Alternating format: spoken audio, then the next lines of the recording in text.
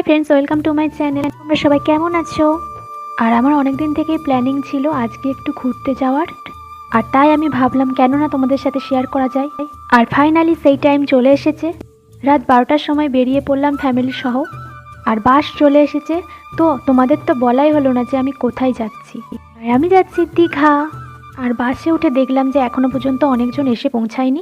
তারপরে সকাল সকাল পৌঁছে গেলাম দীঘা। আর দীঘায় সেই তাড়াতাড়ি লাগেজগুলো হোটেল রুমে রেখেই বেরিয়ে পড়লাম সমুদ্রে। আর এত কুয়াশা ছিল, দেখো চারদিকটা এখনও সাদা হয়ে আছে, আর সূর্য তো দেখাই যাচ্ছিল না। আর এদিকে দেখো সকাল সকাল সব ট্যুরিস্টরা এসে সমুদ্রে লেবে পড়েছে। প্রচণ্ড ভিড় ছিল এখানে। আর আমি এখান থেকেই দেখছিলাম সমুদ্রটাকে। আর আমি এর আগেও একবার এসেছিলাম দীঘায়, তবে এতটা ভিড় দেখিনি।